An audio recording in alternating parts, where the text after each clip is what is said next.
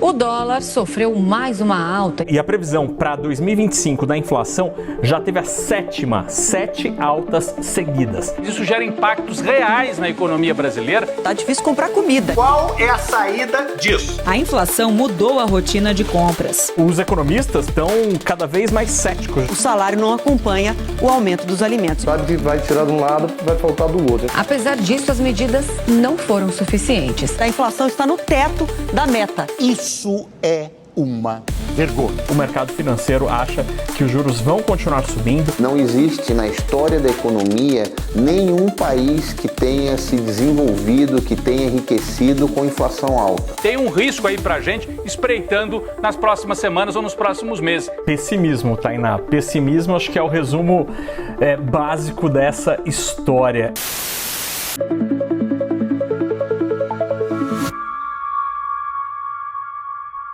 Hoje nós damos sequência a essa série de mensagens, Dinheiro S.A., Sabedoria Antiga, Soluções Atuais. Eu quero começar essa conversa com você. Se você não veio na semana passada, você pode acessar no YouTube ou ouvir no podcast do Ático. E você pode verificar uma introdução que eu fiz lá explicando, né, o momento que a gente vive, o momento cultural da nossa história e como isso é uma combinação infeliz, uma combinação muito difícil e explosiva que gera caos para as nossas vidas nesse momento que nós vivemos. Mas eu quero começar a nossa conversa hoje, já vencida minimamente essa conversa, essa reflexão da semana passada, e perguntar para você o seguinte: o que você faz quando tudo parece estar contra você? O que você faz? Como você age quando você percebe que está tudo dando errado na sua vida? Quais são as decisões, quais são os movimentos que você faz quando você percebe que o seu casamento está indo de mal a pior? O que você faz quando você percebe que seus filhos não lhe respeitam? Como você age? Quando seus negócios começam a ir de mal a pior, como você reage?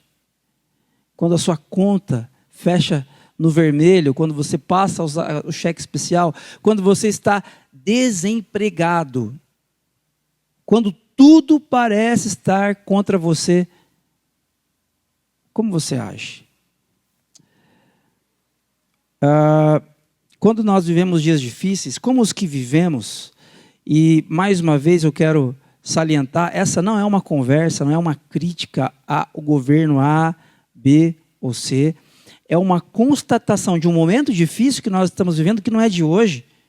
Nós falamos na semana passada, nós fizemos um recorte mínimo de uma década de conversa a respeito de crescimento de inflação, de dificuldades que nós vivemos e do nosso poder de compra diminuindo mesmo na prática.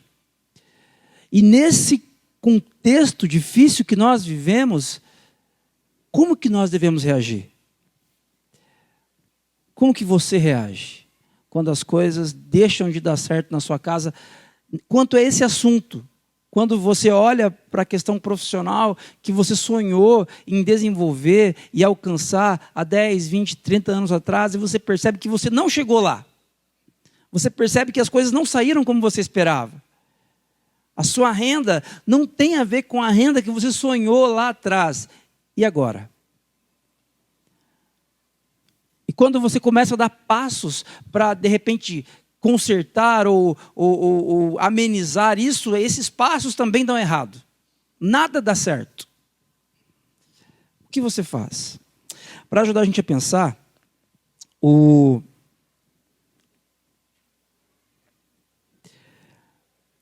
neuropsiquiatra austríaco Viktor Frankl, autor do livro O Sentido da Vida, autor da logoterapia, né, o criador da logoterapia, ele diz algo interessante que eu queria convidar você a pensar aqui para nós começarmos a nossa reflexão. Quando não somos capazes de mudar uma situação, e nós não somos capazes de mudar a situação mesmo, pensando, enquanto indivíduos, nós somos poucos. Pensando, se você acha que o problema, por exemplo, é o governo do município, do estado, governo federal, também não é o momento de mudar. Esse não é o momento de eleições agora. O que a gente pode fazer agora, que vai gerar consequências na nossa casa, ainda este mês? Quando não somos capazes de mudar uma situação, somos desafiados a mudar a nós mesmos. Irmãos, irmãs, nós somos muito apressados em fazer críticas a governo, a prefeito, a governador, a presidente, a nossos representantes, ou ao nosso superior hierárquico no ambiente de trabalho, a nossa empresa, a política da empresa a qual nós estamos submetidos. Nós somos muito apressados a fazer duras críticas. Mas eu quero convidar você, talvez essas críticas sejam importantes, você deva fazer mesmo, mas eu quero convidar você a deixar essas críticas suspensas por um momento e a pensar naquilo que nós podemos mudar. Nós podemos mudar neste momento que nós vivemos, quando o assunto é dinheiro. Como nós podemos nos adaptar? Como nós podemos melhorar, desenvolver, enquanto seres humanos, e especialmente enquanto discípulos de Jesus? Esse não é um caminho fácil. Mudar a si mesmo requer esse autoconhecimento que não é fácil de ter. Eu não tenho dúvida que todos vocês aqui são pessoas inteligentíssimas, cognitivamente falando. Mas sermos sábios é uma outra conversa. É uma outra conversa. Inteligência todos nós temos. Agora, sabedoria de fazer uma autocrítica quanto aos nossos erros, quanto às nossas falhas, e então pensarmos em possíveis mudanças, esse é um passo de gente madura. De gente madura. Eu quero convidar você para essa jornada nessa manhã. Assim, esteja disposto a mudar até que todas as áreas de sua vida estejam sujeitas ao senhorio de Jesus. Viktor Frankl diz, olha, quando você não pode mudar uma situação, você é capaz de mudar a si mesmo. E talvez você diga, ok, eu até topo mudar algumas coisas, mas até onde eu tenho que ir?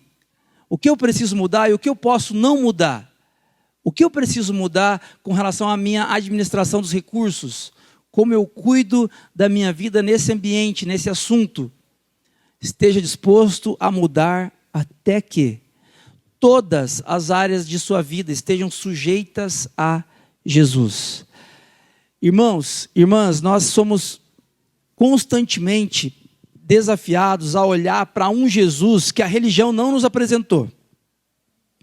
Jesus não é um ser que está aqui para legitimar, para legitimar as suas decisões erradas, incorretas, à luz da sabedoria bíblica. Ele é Senhor. A Bíblia chama Jesus de Senhor. E essa não é uma expressão de respeito com relação a Jesus, como hoje, quando você chega para uma pessoa que tem mais experiência que você, e você diz assim, o senhor aceita um cafezinho? A senhora quer sentar aqui nessa cadeira? Não, não é sobre isso. Não é assim que Jesus é Senhor. Jesus é Senhor porque Ele é aquele que tem autoridade sobre as nossas vidas. É por isso que Ele é Senhor. Mas esteja disposto a mudar até que todas as áreas da sua vida estejam sujeitas a este que tem toda a autoridade, a Jesus. E esse é um desafio gigante, não é verdade? É fácil você submeter todas as áreas da sua vida ao senhorio de Cristo? Quando Jesus convida você a não pensar em si mesmo, mas pensar nele e nos outros, é fácil, gente? É um desafio inalcançável, impossível, a não ser pela graça de Jesus. O que você faz quando tudo parece estar contra você? é exatamente o que você faz quando tudo parece estar contra você, é exatamente o que existe dentro de você. Quando você, diante de uma situação adversa, financeira, você faz um acordo ilegal, ou não ilegal, porém imoral, no seu ambiente de trabalho, é isso que você faz quando as coisas estão contra você. Quando você quase que abandona sua esposa, seus filhos, ou seu esposo, sua família, porque você precisa trabalhar muito mais horas para ganhar muito mais dinheiro, para pagar as contas, senão as contas não vão fechar. Quando é essa saída que você escolhe para os seus problemas financeiros, é isso que você faz quando tudo parece estar contra você. Mas eu quero convidar você nessa manhã a olhar para uma outra perspectiva. Quando tudo parece estar contra você, viva, haja com integridade e perseverança. Com integridade e perseverança. É fácil ser íntegro?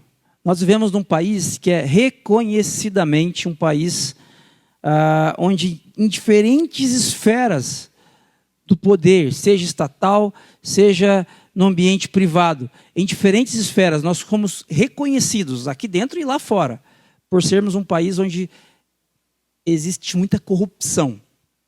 Existe muita corrupção.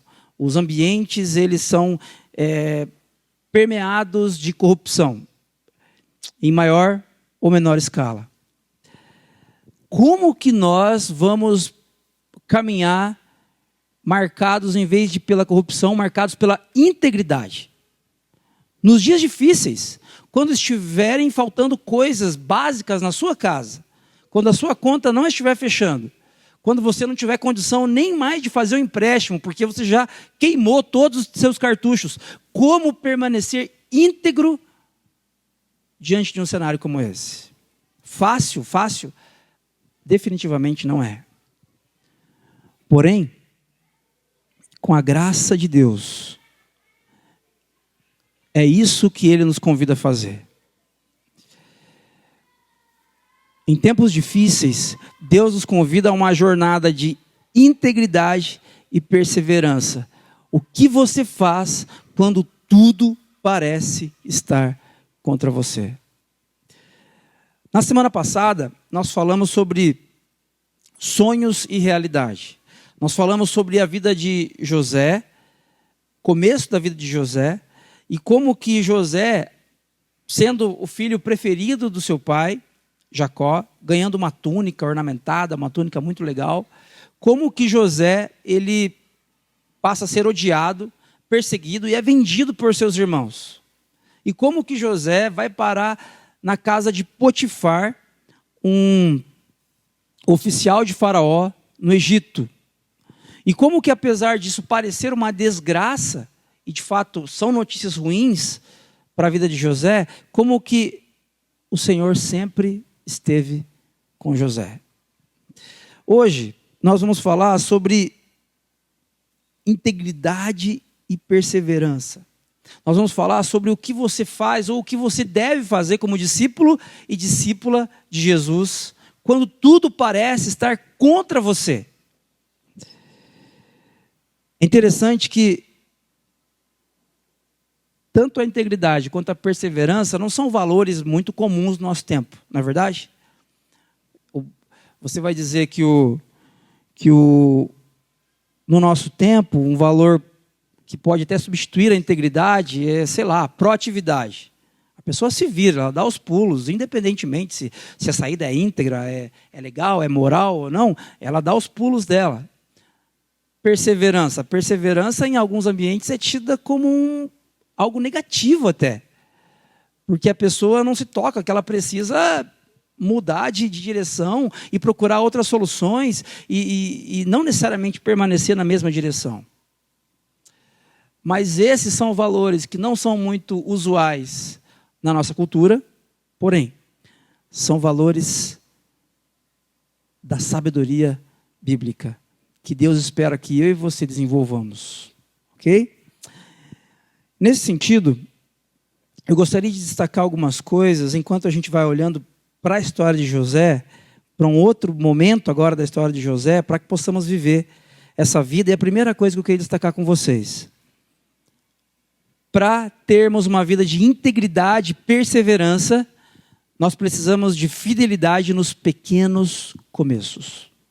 Fidelidade nos pequenos começos. Olha o que a história de José conta para a gente a partir do capítulo 39, verso 1 em diante. José havia sido levado para o Egito, onde o egípcio Potifar, oficial de Faraó e capitão da guarda, comprou dos ismaelitas que o tinham levado para lá. O Senhor estava com José, de modo que ele foi um homem próspero na casa do seu senhor egípcio. Este percebeu que o Senhor estava com José e que o fazia prosperar em tudo o que ele realizava. Gente, José começa muito bem. Ele ainda é um escravo. O Senhor está com ele, de modo que ele foi um homem próspero na casa de Potifar, mas ele não pode se levantar e falar assim: quer saber, eu vou embora. Ele não pode se levantar e voltar para os braços do seu pai Jacó. Ele é um escravo. José começa bem, porém, é apenas o começo. José começa bem, mas é apenas o começo. Verso 4. O Senhor de José, Potifar, se agradou dele e José lhe serviu. Potifar o encarregou da sua casa e lhe confiou todas as suas posses. Olha só. Desde que o encarregou da sua casa e de todos os seus bens, o Senhor abençoou a casa do egípcio Potifar por causa de José. A bênção do Senhor estava sobre tudo o que Potifar possuía, tanto em casa como no campo. Assim, deixou aos cuidados de José tudo o que tinha e não se preocupava com coisa alguma, exceto com a própria comida. Gente, olha só. José começa muito bem. José tem o Senhor que está com ele, tudo que ele coloca a mão prospera, de forma que Deus abençoa até a casa do egípcio. Porque isso aqui, gente, não é uma coisa mística. Esse é um momento importante, eu quero que você preste muita atenção nisso. Nós aprendemos, ouvindo um pastor ali, ouvindo uma mensagem acolá, lendo um livro aqui, que quando o servo de Deus chega num lugar e põe o pé dele assim, ó, esse lugar agora é abençoado. Isso é verdade, mas é verdade, esse negócio de pôr o pé, de pôr a mão, do servo de Deus estar no lugar, ele abençoa esse lugar, não porque ele está lá pura e simplesmente. Não é uma coisa mística, do tipo, você colocou a mão aqui, agora Deus vai abençoar isso aqui. Não é isso. Deus abençoa a casa de Potifar porque José tem em seu coração e em sua mente a sabedoria que só Deus revela.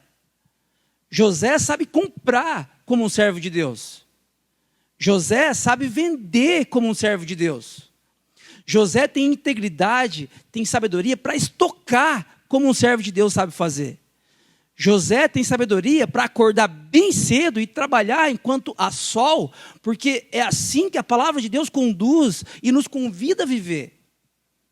Não é porque ele é um servo de Deus e colocou a mão dele num lugar, na casa de Potifar, porque aí então Deus começou a abençoar a casa de Potifar. É porque no dia a dia, de fato, verdadeiramente, José era uma bênção. Faz sentido, gente? É muito importante nós entendermos isso agora. É só o começo. É só o começo. Ah, a vida de José mudou, agora ele tem regalias. Não, o texto não está falando aqui que José tem regalias. Quem tem regalia aqui é Potifar. Olha só. Potifar deixou os cuidados de José tudo o que tinha e não se preocupava com coisa alguma. Quem nos preocupava? Potifar. José se preocupa com tudo. E se ele errasse, provavelmente a cabeça dele rolaria. Como a gente vai ver depois aqui que ele se envolveu numa situação muito difícil. O que eu quero destacar? Isso aqui, gente, é só o começo da história de José. Porém, nós não podemos desprezar os pequenos começos. Nós não podemos desprezar os pequenos começos. Olha o que o texto continua dizendo para a gente a partir do verso 7. José era atraente de boa aparência. É uma informação nova. A gente não sabia disso ainda. José era atraente de boa aparência. Depois de certo tempo, a mulher de Potifar, do seu senhor, começou a olhar para ele com desejo e o convidou. Deite-se comigo. Ele, porém, recusou e lhe disse: o meu senhor não se preocupa com coisa alguma da sua casa e deixou tudo o que tem aos meus cuidados. Não há ninguém nesta casa maior do que eu. José tem consciência da importância que ele tem ali naquele cenário. Ele nada me negou, a não ser a senhora, porque é mulher dele. Como poderia eu, então, cometer algo tão perverso e pecar contra Deus? Assim, embora ela insistisse com José dia após dia, ele se recusava a deitar-se com ela e evitava ficar perto dela. Meus irmãos, irmãs, quando nós olhamos para a história de José, nós percebemos, e talvez você conheça a história de José, então você já está fazendo links com o que está acontecendo aqui, com o que vai acontecer lá na frente. Eu queria que você tentasse não fazer esses links. Preste atenção nesse momento da história de José. José, ele está na casa de Potifar, ele está gerindo e Deus tem abençoado, as coisas têm ido muito bem. Mas perceba, tudo isso pode ruir da noite para o dia. Porém, esse começo aqui da vida de José mostra para nós, e lá na frente, quando você vai ver o restante da história de José, você vai perceber o quê? A motivação e os princípios de José, que o acompanharam o tempo todo. Eu não quero conhecer você quando estiver tudo bem com você, de repente financeiramente, e eu souber que você é uma pessoa que tem grandes valores neste momento, de grandes momentos. Isso é importante. Eu prefiro conhecer você no momento onde as coisas estão indo mais difíceis para você, quando as coisas estão complicadas, e eu fico sabendo, e eu conheço você e sei que você é uma pessoa que não negocia os seus valores. Uma pessoa que é envolvida com a causa de Cristo, nos pequenos começos, não negocia os seus valores. José, aqui, é um Zé ainda. É um Zé. No entanto, ele deixa claro aqui quais são os princípios que regem a sua vida. Eu pergunto para você, o que você faz quando tudo parece estar contra você? O que você faz quando você tem oportunidades boas, sedutoras, como devia ser essa oportunidade com a mulher de Potifar? Vamos pensar, gente, Potifar era um oficial de Faraó. Possivelmente essa mulher de Potifar era uma mulher muito bonita. Possivelmente estava vestida com as melhores roupas da época, com as joias, com os adereços mais modernos para aquele contexto. Com certeza era uma mulher bonita, sedutora, desejável. E José, um jovem, novinho, escravo. Talvez, por uma outra perspectiva, alguém possa enxergar isso como uma oportunidade até. Como uma oportunidade. E perceba, José não se envolve com essa mulher essencialmente porque ele não queria pecar contra Deus. Preste atenção nisso. Quem não é fiel nos pequenos começos, também não será nos grandes desafios. Muitas vezes, quando nós temos poucas coisinhas para gerir, poucos recursos ou pouca responsabilidade no nosso ambiente de trabalho, nós achamos que uma coisinha ou outra que esteja errada, uma gestão ou outra incorreta dos nossos recursos, não faz mal, até porque é pouca coisa. Mas Quando é isso que acontece comigo, quando é isso que acontece com você, isso mostra que nós também não seremos leais, não seremos íntegros quando nós estivermos envolvidos com grandes desafios. Você sabe, José lá na frente vai se tornar governador do Egito.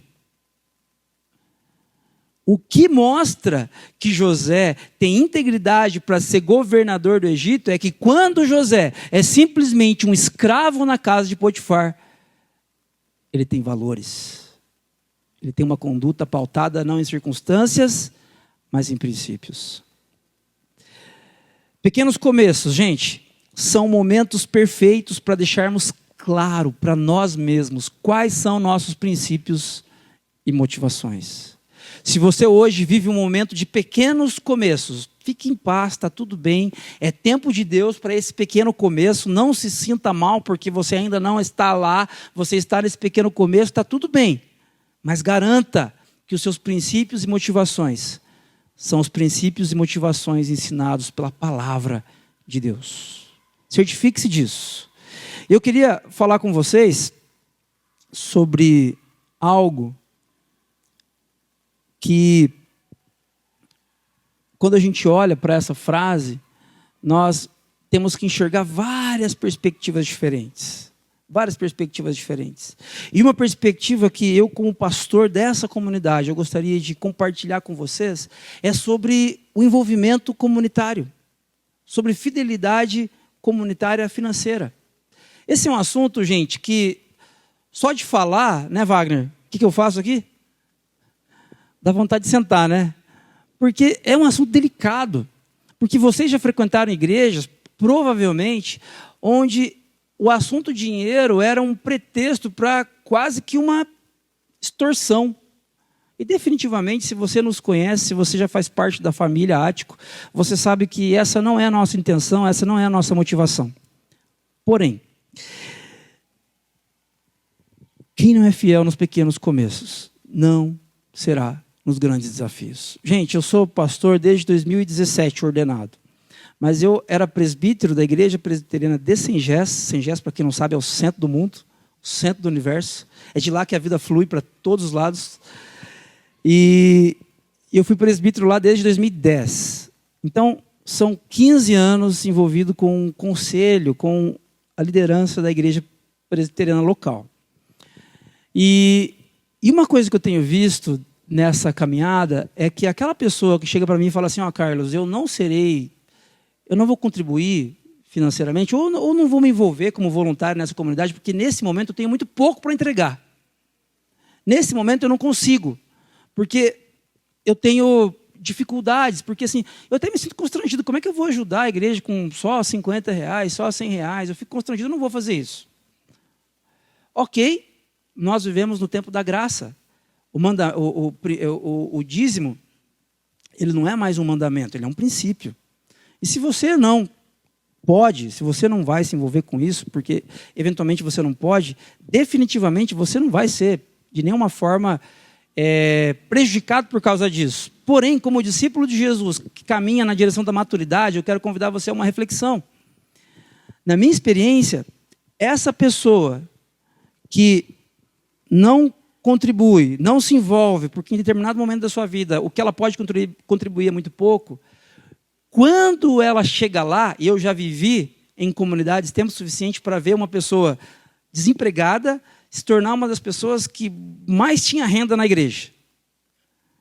Essa pessoa não contribuía aqui porque não tinha recursos. E depois ela não contribuía também aqui porque não tinha princípios.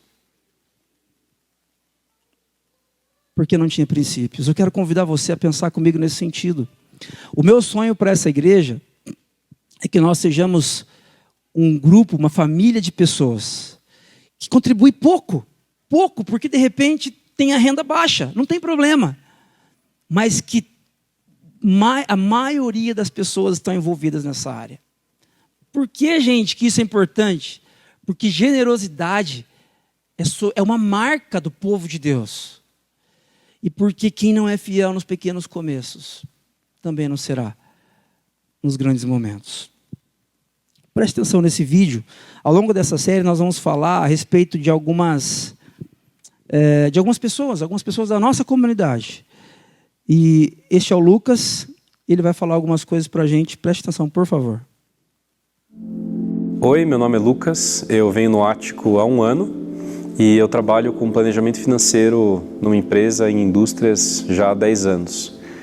E quando a gente fala de dinheiro, uma das ferramentas básicas, mas que as pessoas têm mais dificuldade de usar, é usar um orçamento, construir um orçamento e seguir ele ao longo do tempo. E eu me pergunto por que é tão difícil usar uma ferramenta como um orçamento. Orçar é basicamente a gente alinhar as prioridades. E as prioridades elas podem mudar quando a gente é adolescente, quando a gente é filho, quando a gente é solteiro, quando a gente é marido. Isso tudo vai mudando ao longo do tempo. E quando a gente fala de uma família, não importa só o que é importante para mim, mas é o que é importante para mim e para minha esposa e para os meus filhos.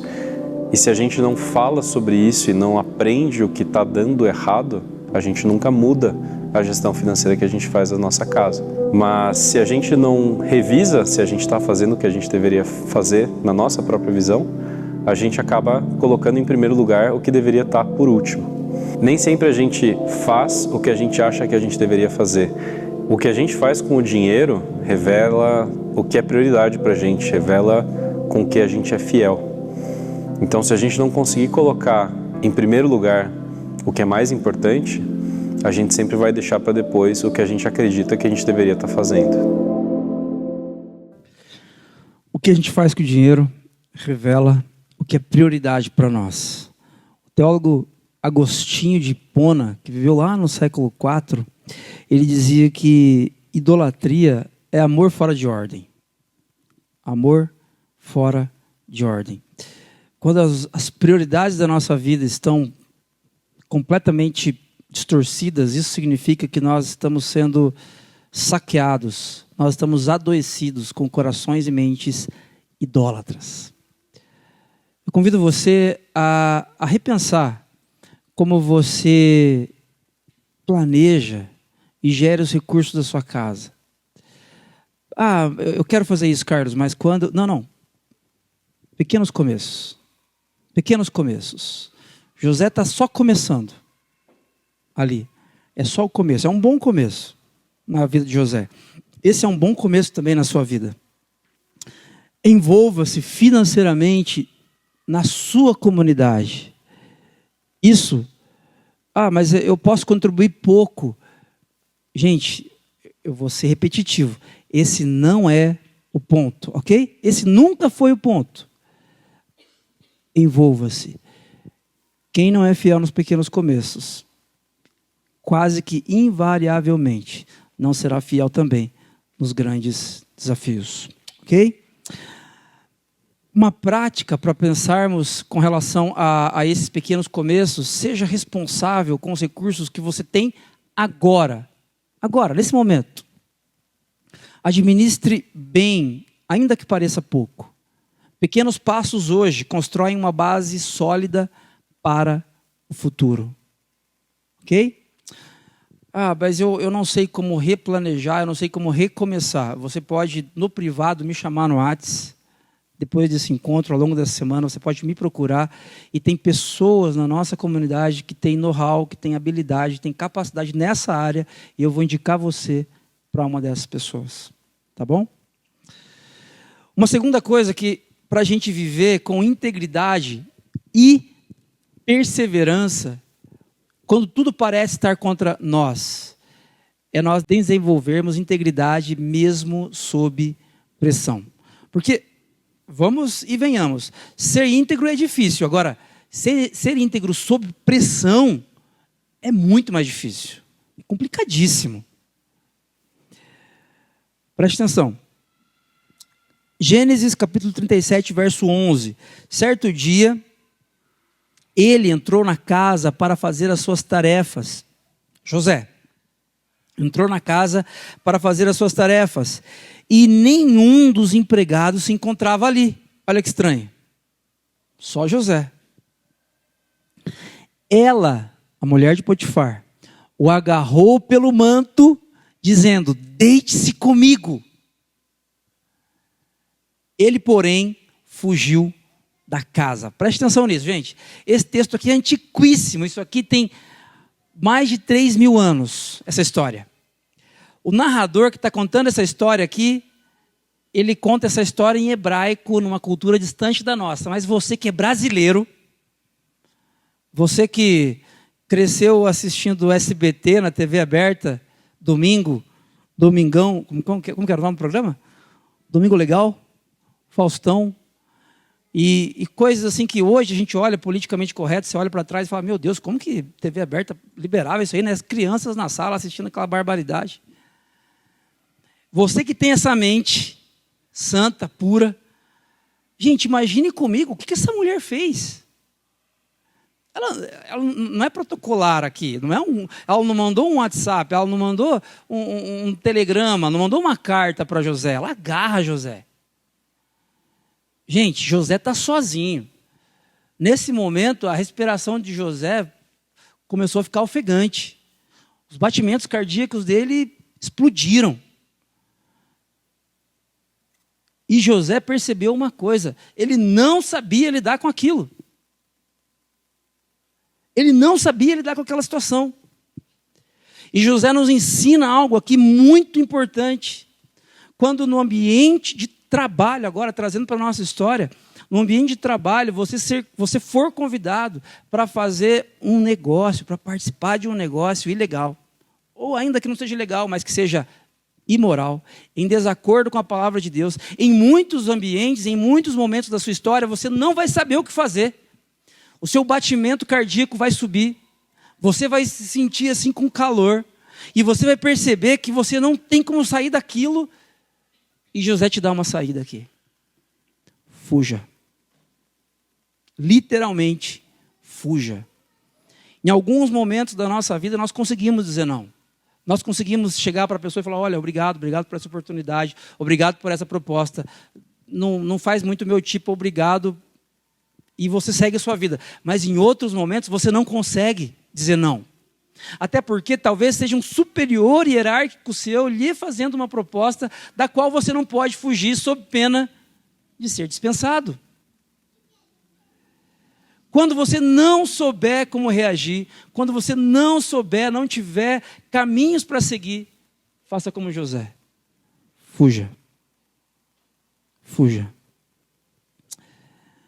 Tim Keller, a respeito dessa ação de José, ele diz o seguinte: José entendeu que a fidelidade a Deus exige mais do que boas intenções, exige ações concretas para se afastar do que nos corrompe.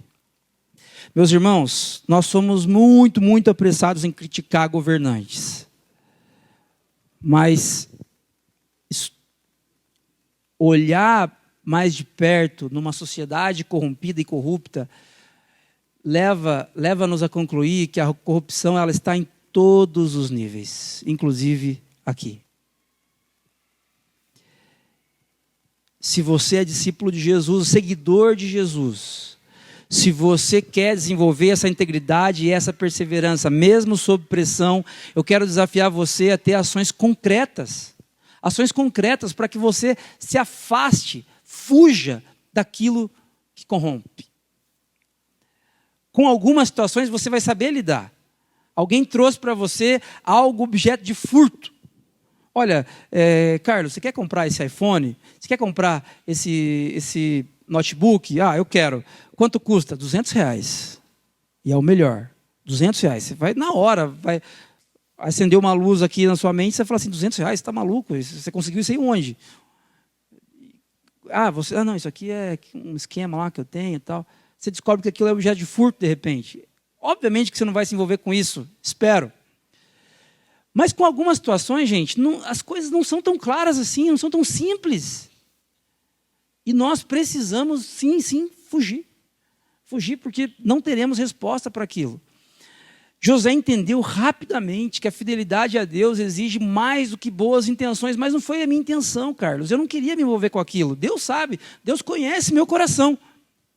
Eu sei que Ele conhece.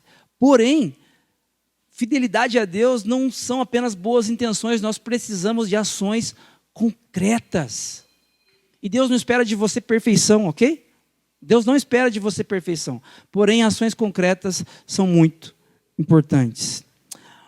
Para você praticar essas ações concretas, eu quero lembrar você, não comprometa princípios por ganhos rápidos. Decisões financeiras devem ser feitas com base na ética e na honestidade, mesmo quando ninguém está vendo. Mesmo quando ninguém está vendo. Gente, eu vou contar uma história, eu já contei uma vez aqui, eu sei, mas é uma história que sempre me vem à mente quando eu olho para esse assunto. E no seminário, na disciplina de homilética, a gente aprende a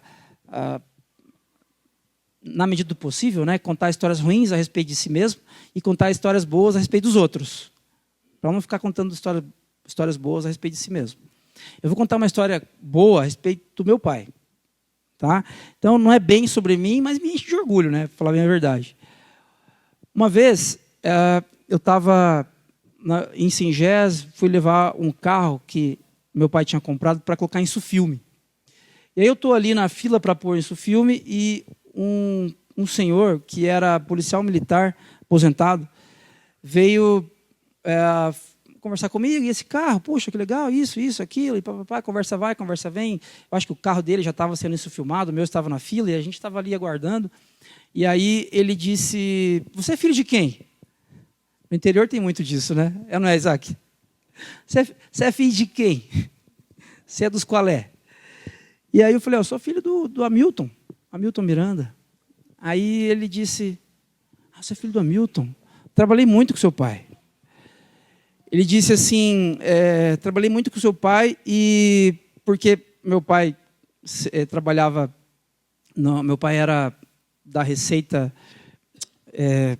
um coletor de impostos, né? Meu pai era o Levi Mateus dos tempos de hoje, da Receita do Estado, conhecido por ser um cara extremamente caxias, íntegro.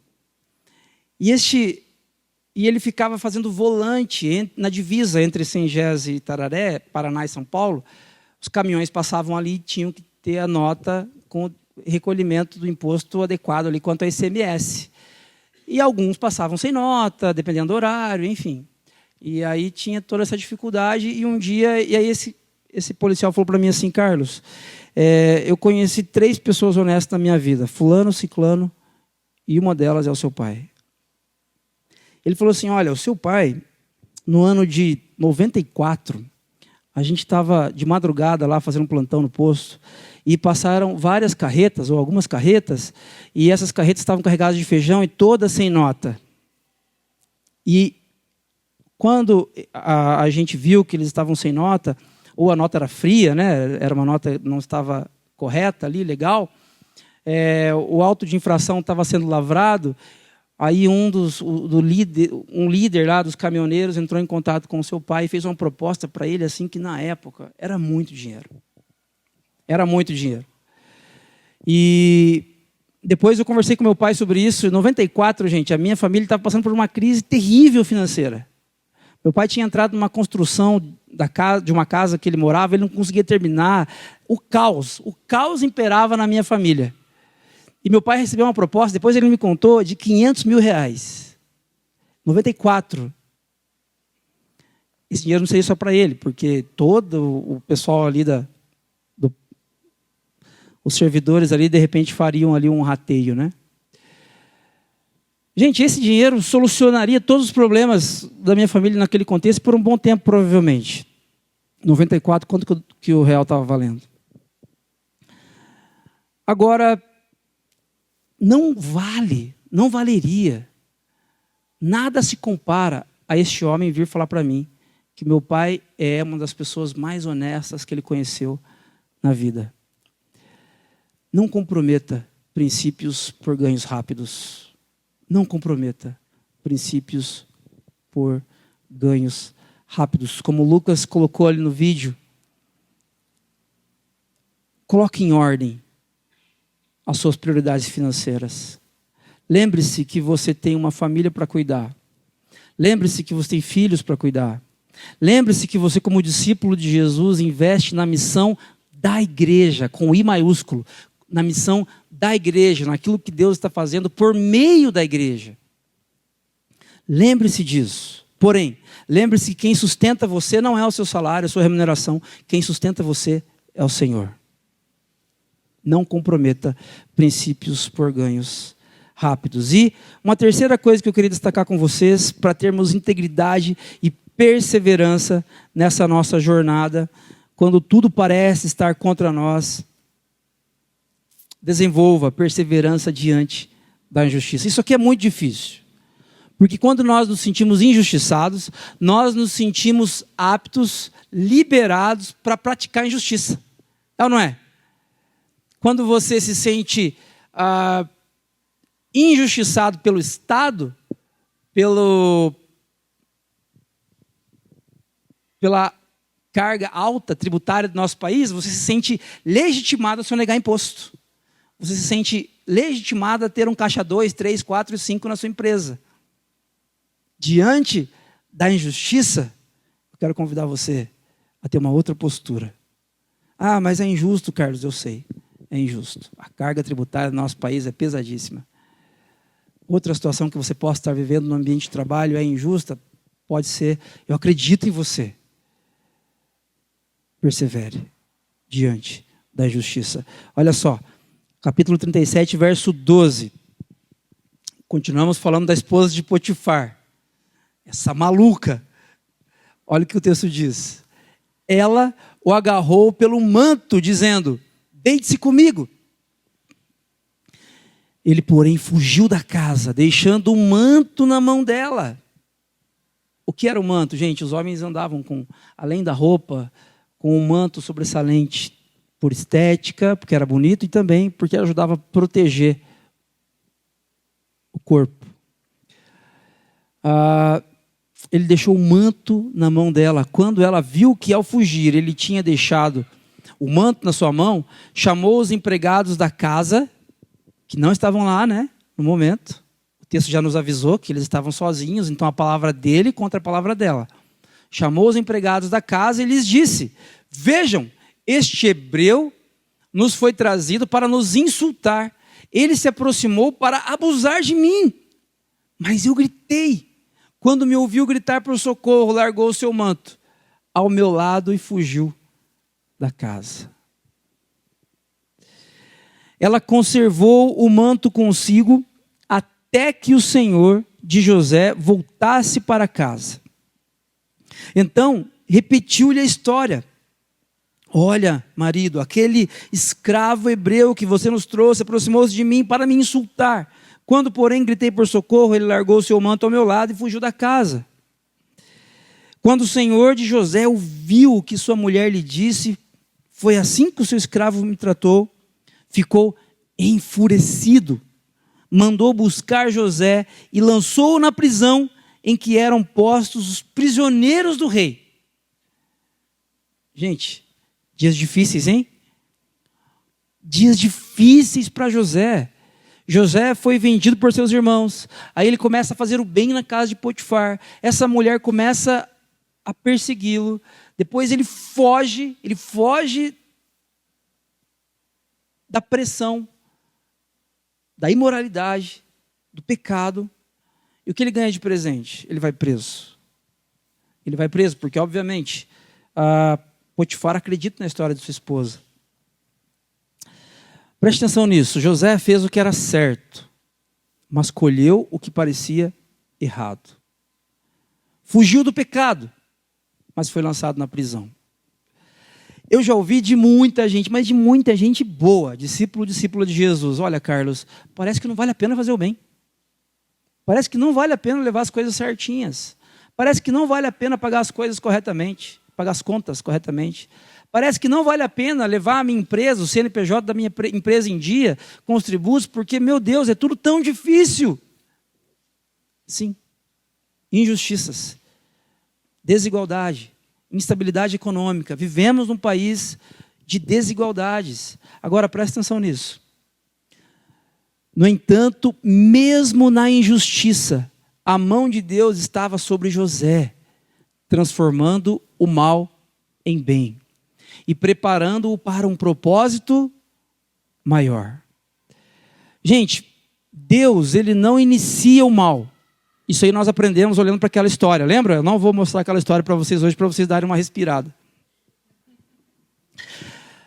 Mas olhando para aquela história, nós aprendemos que Deus não inicia o mal. O mal, ele vem a partir do pecado, que a ideia é nossa.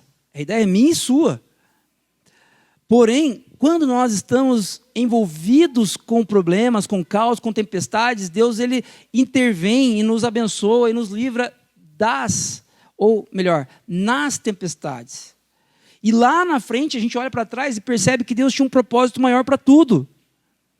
José não entende o que está acontecendo aqui, mas nós que temos uma lente da história como um todo, nós sabemos que há um propósito maior.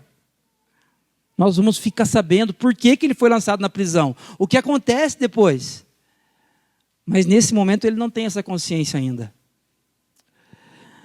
Eu queria lembrar você, nesta manhã, se você está desanimado por fazer o bem, se você está cansado de ser honesto, se você está cansada de ser fiel e leal, se você não aguenta mais perseverar, e você começa a flertar com os valores do anti-reino, porque parece que vale mais a pena ser desonesto do que ser honesto, como Asaf diz no Salmo 73, eu quero lembrar você, não, calma. Deus, ele está olhando toda a história. E há um propósito maior, não no seu sofrimento, mas há um propósito maior em toda a história. E Deus vai usar o seu sofrimento, que ele não iniciou, para a glória dele, para o bem de outras pessoas. Versículo 21. Enquanto José esteve na prisão, o Senhor estava com ele e o tratou com amor leal. Gente, preste atenção nisso. Olha que expressão linda, amor leal. José estava na prisão? Estava. Estava passando necessidades? Possivelmente. Comendo mal e de repente tomando uma açoitadinha de vez em quando. Mas olha só.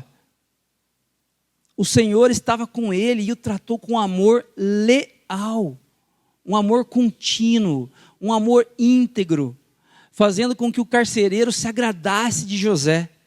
Por isso o carcereiro o encarregou de todos os que estavam na prisão. De novo, José numa posição de gestão. Olha só. E José se tornou responsável por tudo o que lá sucedia. O carcereiro, de novo, Potifar não se preocupava com nada a não ser comer. O carcereiro não se preocupava com nada do que estava a cargo de José, porque o Senhor estava com José e o fazia prosperar em tudo que ele realizava. Meus irmãos, quando nós vivemos com integridade e perseverança, Deus abençoa os ambientes onde estamos inseridos, porque a sabedoria do reino de Deus está sobre nós. Está em você.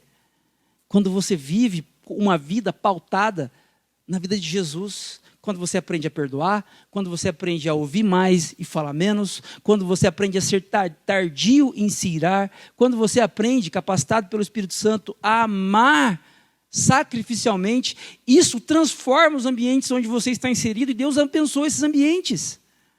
E talvez um dia alguém vai dizer, aquele ambiente tão difícil foi transformado, porque fulano estava lá. Porque ele viveu naquele ambiente e transformou aquele ambiente. Ele vivia dias difíceis, mas o Senhor estava com ele e o tratou com amor leal. John Piper, a respeito desta fala, deste momento, ele diz: Deus estava com José na prisão, não para libertá-lo imediatamente, mas para prepará-lo para algo maior. Às vezes o sucesso que Deus nos dá não é a libertação das cadeias, mas a capacidade de prosperar dentro delas. E gente, por favor, não estou dizendo que você vai prosperar, ficar rico na cadeia, tá? Ou assim, eu não vou ficar rico agora, mas vou ficar rico depois. Não. Nós precisamos amadurecer. Nós precisamos ser mais parecidos com Jesus. Nós precisamos deixar de sermos parciais para sermos íntegros. Deixar de sermos imediatistas para sermos perseverantes, mais parecidos com Cristo. Sabedoria antiga, soluções atuais.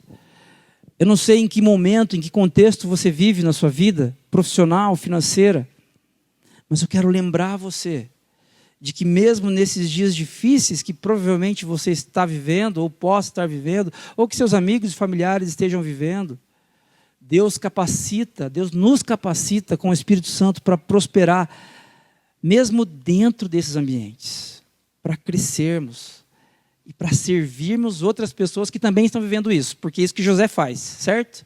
José na prisão passa a servir. As coisas melhoraram para José? Ainda não. Estão muito mal, por sinal, mas ele está lá servindo, sendo útil na vida de outras pessoas. Seja útil, seja útil. Agora eu queria pedir licença para vocês contar a história de José. Gente, estou concluindo já. Eu quero trazer para vocês um texto que está lá em Juízes. E esse texto tem falado muito comigo nos últimos 3 meses. É um texto que fala de uma história. O livro de Juízes, para quem não sabe, você pode depois dar uma olhadinha na sua casa. Apesar do nome dele não ser nada convidativo, né? Puxa, que legal, vou ler Juízes hoje na minha devocional pela manhã. Ninguém quer ler Juízes. Mas Juízes conta um padrão interessante, porque é antes do povo de Israel ter rei. O primeiro rei que Israel teve foi Saul. E aqui em Juízes não há rei ainda em Israel.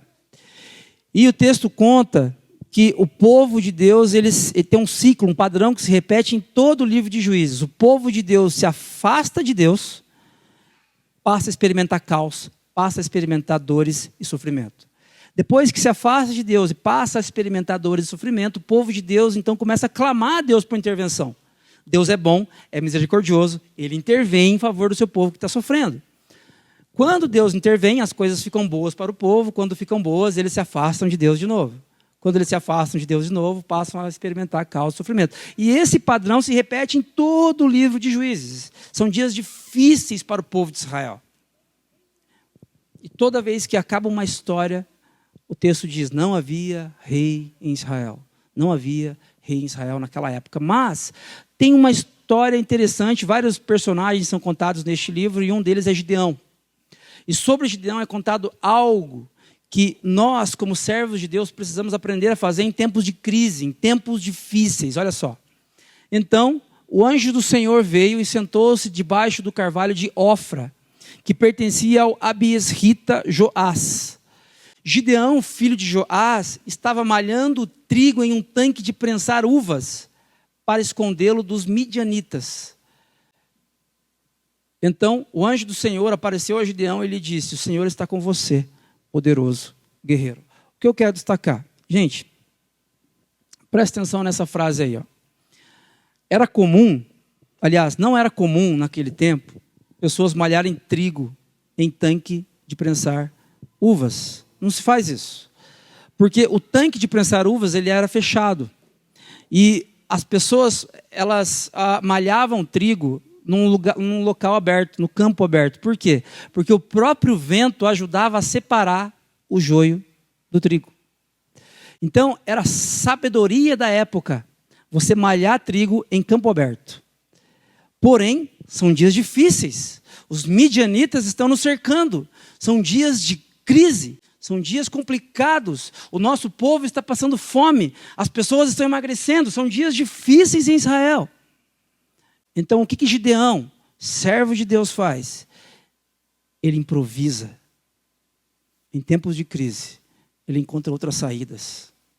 Em tempos de crise, ele pensa em outras soluções. Ele malha trigo. Não é usual isso, não é nem aconselhável. Ele malha trigo em um tanque de prensar uvas. Gente, diante da injustiça, nós, discípulos e discípulas de Jesus, que temos como propriedade o Espírito Santo habitando em nós, que temos a sabedoria que não é nossa, que é do alto, precisamos aprender a criar soluções. Talvez a solução seja vender uma pizza, uma campanha de pizzas. Talvez a solução seja você diversificar a sua renda e pensar numa outra atividade de trabalho que você pode desenvolver. Não para ganhar mais dinheiro, essa não pode ser a motivação, ou não deve ser a motivação. Mas porque em tempos de crise a gente precisa aprender a malhar trigo em tanque de prensar uvas. Talvez você precise morar numa casa menor. Talvez você precise vender um dos seus carros. Talvez você precise readequar o seu planejamento financeiro, a sua vida. Porém, em tempos de crise, nós precisamos ser criativos. Precisamos malhar trigo em tanque de prensar uvas. O que a gente pode praticar à luz desse ponto? Em tempos difíceis, mantenha a disciplina e a esperança. Continue aprendendo, ajustando a administração financeira e esse ponto aqui, buscando novas oportunidades. Enquanto comunidade cristã, nós temos pensado muito nisso. Você que faz parte aqui do Ático, talvez você não saiba, mas nós temos pensado em muitas ações para que nós possamos ajudar o Ático a se tornar uma igreja sustentável. Além dos recursos dos irmãos, das contribuições que são importantes e são fundamentais para medir a saúde de uma igreja, nós temos pensado em outras ações, como a própria venda de pizzas, como um projeto, uma área que nós queremos desenvolver para que nós possamos dar utilidade social, função social para esse espaço aqui, bem como para que, alugando esse espaço em outros horários, nós possamos ter alguma renda complementar. Por que, gente, que a gente está fazendo isso? Nunca precisou fazer. Nossa, eu não sabia que isso era feito dentro de uma igreja. Em tempos difíceis, nós precisamos aprender, enquanto comunidade, enquanto família, enquanto indivíduos, a malhar trigo em tanque de prensar uvas, buscar novas oportunidades. O que a gente pode levar para casa disso que a gente conversou hoje? Eu quero que você preste bastante atenção, talvez aqui seja aquele momento que você está no avião e o piloto, depois de 4 horas que você está viajando, o piloto fala assim, pelo menos 4 horas, né? Um voo, se é mais do que isso, que dói as suas pernas. Mas assim, atenção, senhores passageiros, a temperatura em São Paulo é 10 graus. Quando o piloto começa a falar isso, você já desliga. Você já tira o fone, você já começa a pensar no que você vai fazer, já começa a ver se você consegue sinal no celular, de repente. Talvez é isso que você faça quando eu falo aqui o que levar para casa. Mas eu queria que você não desligasse hoje. É muito importante o que eu vou falar agora. Presta atenção. Primeiro, nos pequenos começos, decida firmemente envolver-se com o que Deus está fazendo na história. Nos pequenos começos seu, enquanto família, mas eu casei agora, eu não vou me envolver na igreja. Lembre-se, o que diz que você vai ser íntegro e perseverante quando você tiver uma família constituída, lá na frente, com filhos crescidos, o que diz que vocês vão permanecer na igreja, lá na frente, o indicador disso hoje é que hoje vocês estão envolvidos com a comunidade de Jesus. O que diz que quando você estiver ganhando rios de dinheiro, se Deus quiser, Deus abençoe a sua vida, lá na frente, o que diz que lá na frente você vai ser leal, íntegro, envolvido com a sua comunidade, o indicador disso é que hoje, ganhando R$500, você se envolve de alguma maneira na sua comunidade local. E eu quero deixar com vocês aqui que o que Deus está fazendo na história, Ele faz a partir da igreja. E a igreja com I maiúsculo, por favor. Não estou falando do Ático enquanto comunidade local. Mas se vocês se lembrarem do diagrama nesse momento, após a cruz, após a vida de Jesus, a morte, o sacrifício redentor de Jesus, Ele nos insere em sua missão. A missão não é minha, a missão não é sua. Se você for muito generoso e sair ajudando as pessoas que estão, de repente, em situação de rua, ou ajudando hospitais, legal o que você está fazendo, mas isso não é necessariamente a igreja. Porque a igreja de Jesus não é um indivíduo. A igreja de Jesus é um coletivo, é uma comunidade. Deus nunca nos trata como indivíduos na Bíblia. Você nunca vai achar na sabedoria bíblica Deus tratando você como indivíduo. Paulo endereça suas cartas aos santos, no plural. O Espírito Santo é derramado sobre muita gente. Em Atos 2, por quê? Porque Deus nos trata como um povo, família, coletivo, comunidade. Decida firmemente envolver-se com o que Deus está fazendo na história a partir da sua comunidade local. E se a sua comunidade local é o Ático, envolva-se com alegria, desde os pequenos começos. 2. Não negocie sua integridade nos momentos de pressão. Se você não souber como lidar com algo, e esse momento vai chegar, faça como José e fuja. Nos momentos de pressão, no seu ambiente de trabalho, ou no seu casamento, talvez você receba uma proposta indecorosa, como a proposta da mulher de Potifar. Se isso acontecer com você, eu já adianto para você, você não vai saber como lidar com isso. O seu cognitivo vai dar uma travada. Sabe o que você faz? Foge. Foge. Não negocie a sua integridade nos momentos de pressão. E por último, o Senhor está com você. O Senhor estava com José. E José não representa José. José representa o povo de Deus. Porque a partir de José, a gente vai ver a partir das próximas semanas, o povo de Deus vai sendo formado, vai sendo sustentado, vai sendo cuidado. José representa Israel aqui nesse momento. O Senhor está com você, não significa que Deus está com você pura e simplesmente seu CPF. Deus está com o seu povo. Deus vai nos sustentar. Deus vai cuidar de nós. O Senhor está com você. Por isso, viva com integridade e perseverança. Se você estava aqui na semana passada, você vai se lembrar que eu anunciei esse tema como sendo integridade e resiliência.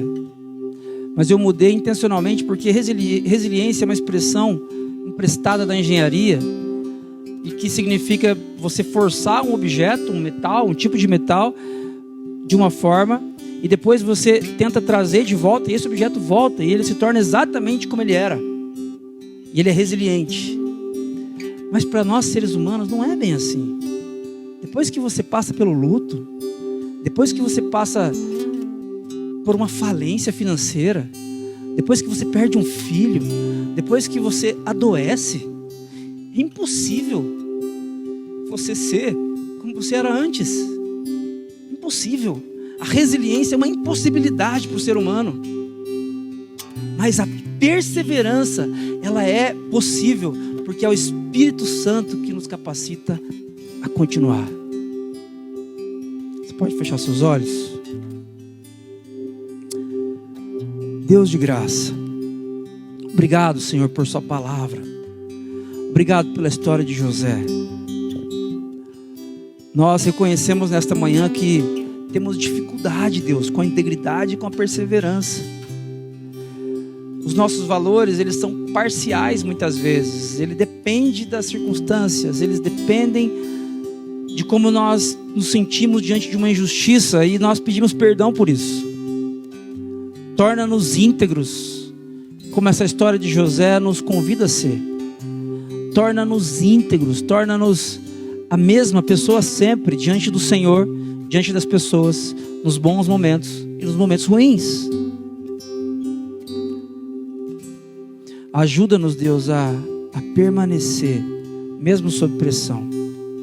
Ajuda-nos a seguir perseverantes, machucados, talvez tristes, porém perseverantes diante das injustiças. E dá-nos sabedoria, Pai, para que possamos saber quando é a hora de malhar trigo num tanque de prensar uvas. Dá-nos sabedoria, Pai, para saber o momento de improvisar. Dá-nos sabedoria, Deus, para que possamos, como José, transformar os ambientes onde estamos inseridos, porque o Senhor está em nós e por meio de nós. Faz isso, Pai, em nome e por amor de Jesus.